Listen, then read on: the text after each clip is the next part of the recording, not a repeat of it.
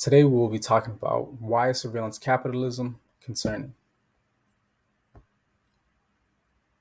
To give an overview, we will have an introduction, a definition of the term, the origins of the industry, strategies that some companies decide to use, the impacts it has on society, the issues with regulation that is currently being faced, and a conclusion.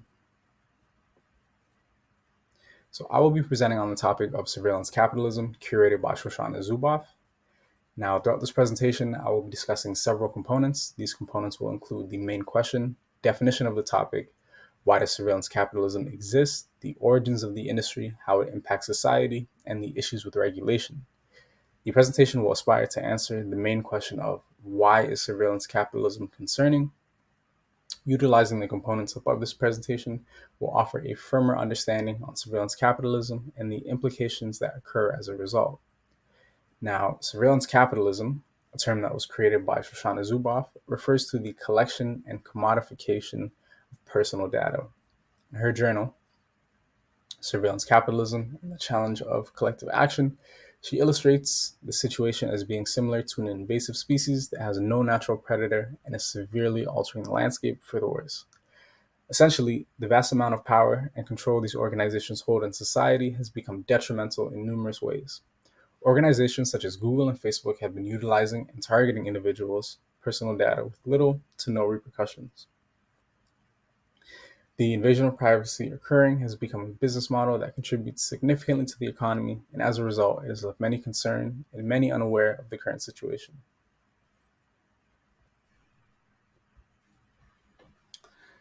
For those unaware, surveillance capitalism has been occurring for over 20 years. The inception of this market format initially began with Google in 2001. Google was primarily a search engine, which had gained a lot of popularity in the market. The company was slowly growing, but not on pace to become the entity that it currently is today. That was until they began utilizing strategic advertising. Now, Google was one of the leading search engines in the early age of the internet, which meant that they had access to a large cache of personal data. However, at this point in time, they viewed the data as seemingly useless and solely used the information to improve the search engine's functioning. Now, during this time frame, other companies began utilizing the internet and they wanted to establish their presence online. Through realizing the needs of the growing online space and the surplus of information they held, Google began personalized advertising. After going public in 2004, Google increased the revenue from 86 million in 2001 to 3.2 billion in 2004. The secret to their success? Surveillance capitalism.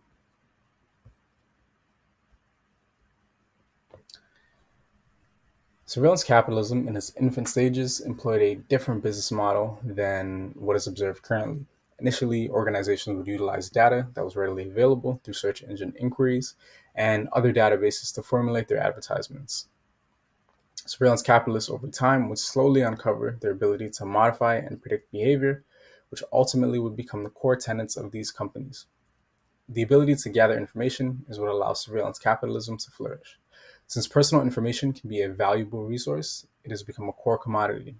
Surveillance capitalists also realize if you can target individuals on a micro scale, it can then be translated to the masses on a macro scale. In contrast to earlier cultures, indoctrination would be carried out in public. However, surveillance capitalism can target people individually.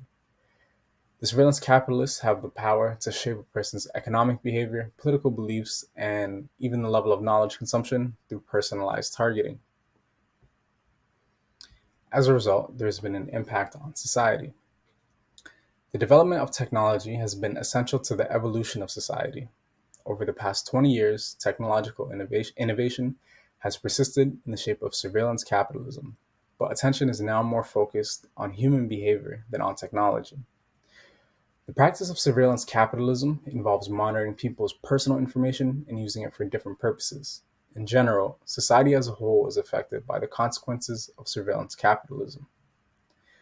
Surveillance capitalists gather immense amounts of information, such as a person's posture, speech, facial emotions, and much more. In essence, these specifics can be used to build a consumer profile that reveals traits, vulnerabilities, and personality. As a result, rather than being a high chance, targeting becomes practically guaranteed. Pokemon Go's release serves as an example of their ability to shape and alter behavior. Google and Niantic Labs collaborated to place the game's objectives in strategic locations. Now, by enhancing the foot traffic around specific establishments, users were able to herd potential customers as they played the game. This is but one illustration of the ways in which businesses have shaped and influenced our actions. Numerous studies conducted in several nations over the past 10 years have revealed that the public is actually opposed to the practices of surveillance capitalism. People still can't stop or oppose the capitalists that profit from monitoring, though.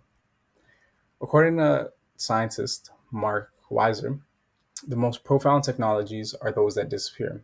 They weave themselves into the fabric of everyday life until they are indistinguishable from it. They become so ingrained in daily life that it is impossible to separate them from it. Businesses like Google and Amazon have made this possible by developing technological products that are so useful that people consider them to be necessities. Take Facebook, for instance. Facebook is a vital aspect of life for a lot of individuals. It is a medium where they get their information, make purchases, and maintain their social connections. This has resulted in a network dynamic from which both the person and the business gain. Even though it seems like the vast majority of people would prefer to see stricter laws governing the gathering of personal data, they have ultimately been unable to bring about significant changes, and it seems like things have become much worse over time. People's interactions with the outside world have also shifted more so from the physical world to the digital sphere, where it is easier to gather personal information. And until more laws and regulations are put into place, private data exploitation will continue to persist.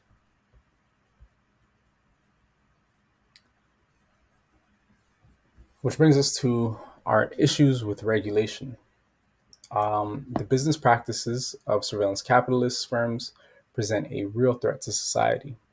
As discussed in the previous sections, there are numerous unethical behaviors that these businesses employ. However, many of them still operate under the same framework. So, how are they still able to conduct business? There are two main factors which keep their business models effective. It's going to be exploitation and lack of accountability. The first factor of exploitation allows them to constantly renew and refine the databases which supply their revenue. Typically, when inquiring for information, there should be a form of reciprocity, which could either come in the form of consent or compensation. However, in the case of companies such as Google and Facebook, they hide the fact that they are using your data through numerous contracts that are unreasonable to read, along with the fact that if you reject parts of their agreement, you will not be able to use their products to their full capabilities, which dampens the overall experience. This places individuals in a difficult position because they may even rely on the services provided for communication or even just for their information. But they still may not want to use their personal information and be exploited. When considering the size of these companies, it is hard to find alternatives that offer similar experiences and similar quality. There's also an issue of accountability or the lack thereof. Surveillance capitalist firms often operate with minimal transparency and often do not face strong regulations. This allows for companies to exploit its users, as mentioned previously. Being a hyperscale business allows for some leniency as they offer immense value to society. However, on the other side, they are utilizing this exchange between consumer and provider in a malicious way. The political side of regulations often determines how strict digital laws are. However, depending on the government, they may not be inclined to put a limit on one of the largest growing businesses in their country. Although governments may be wary of imposing strict laws, they've done so in the past. A prominent example would be the Cambridge Analytica leak caused by Facebook. The issue resulted in numerous governments becoming involved in passing various laws which have protected individuals on the online space. Now, this situation was handled in the proper manner due to the collective action that was taken by numerous individuals, which placed pressure on the government in order for change to occur. Change in the digital era is becoming a necessity as technology begins to further advance. Protecting individuals should be a priority, not only of the government, but of society as a whole. Now, in conclusion, as discussed in Introduction to Social Sciences, there are ways in which surveillance capitalism can be handled. Employing a digital infrastructure that inhibits surveillance such as Tor browser, can be effective in limiting a digital trail. Laws should be passed in order to gain full transparency for organizations' business practices, along with possible fines and downsizing of monopolies operating within the space. In conclusion, when answering the question, why is surveillance capitalism concerning, the main takeaways would have to be the invasion of privacy, exploitation, and collapse of democracy. Overall, surveillance capitalism is a field which needs further regulation and monitoring. So that's going to be our presentation on why is surveillance capitalism concerning. Thank you for your time, and I hope you enjoyed.